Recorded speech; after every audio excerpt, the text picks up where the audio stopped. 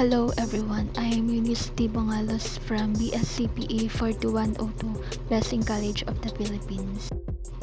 In this video, I am going to discuss a topic about grade levels 0, 1, 2, 5, 10. So what is RAID? RAID is usually stands for Redundant Array of Independent Disks. However, some professionals call to it as redundant array of inexpensive disk. It is a set of physical disk drives viewed by the operating system as a single logical drive. Data are distributed across the physical drives of an array in a scheme known as stripping. Disk capacity is used to store parity information, which guarantees data recoverability in case of a disk failure. To put it simply, RAID is composed of physical drives that can store data information and can be restored in case of disk failure. Now let's go to the levels of RAID. The first level is RAID 0. RAID level 0 is not a true member of the RAID family because it does not include redundancy to improve performance. RAID 0 has a high data transfer capacity and high I/O request rate, which means in a RAID 0 system, data are split up into blocks that get written across all the drives in the array. By using the multiple disks, at least two at the same time, this offers superior I/O performance. This performance can be enhanced further by using multiple controllers, ideally one controller per disk. One of the disadvantages of RAID 0 is it is not fault tolerant. If one drive fails, all the data in the RAID 0 array are lost and cannot recover all the lost data. Now let's move forward to RAID 1. In RAID 1, mirrored array were created. Redundancy is achieved by the simple expedient of duplicating all the data.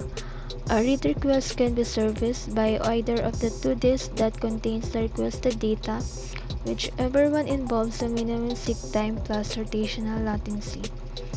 Recovery from a failure is simple. When a drive fails, the data may still be accessed from the second drive, which means in RAID 1, redundancy is achieved by the simple expedient of duplicating all the data, so thus it works as mirrored array. So kapag nagkaroon ng failures sa drive and hindi makita ang data, pwedeng makita ang file sa duplicate drive since in RAID 1, it does create copies of data on this, so that's why it is called also a mirrored array.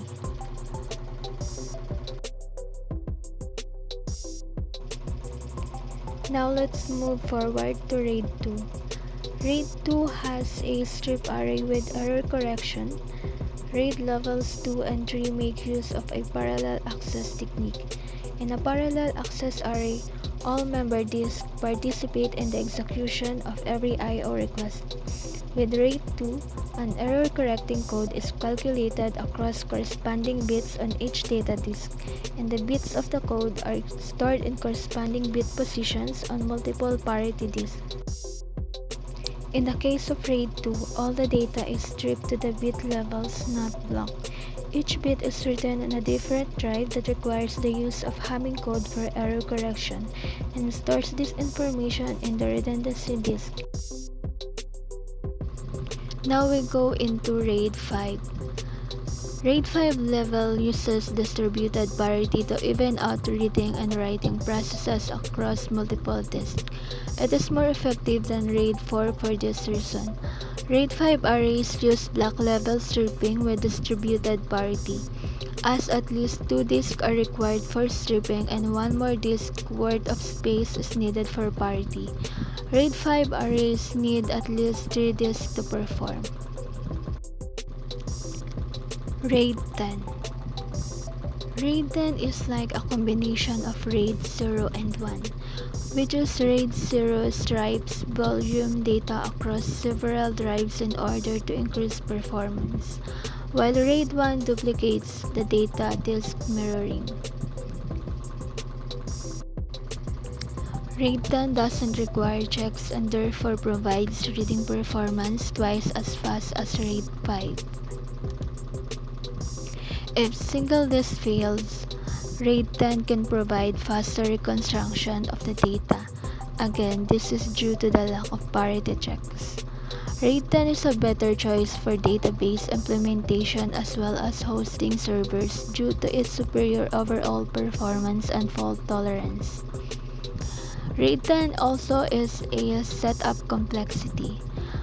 RAID 10 is a simpler option for a RAID setup due to the fact that it is a simple combination of RAID 0 and 1. In conclusion, with the use of multiple disks, there is a wide variety of ways in which the data can be organized and which a redundancy can be added to improve reliability. And that's all about RAID levels 0, 1, 2, 5, and 10. Thank you for listening.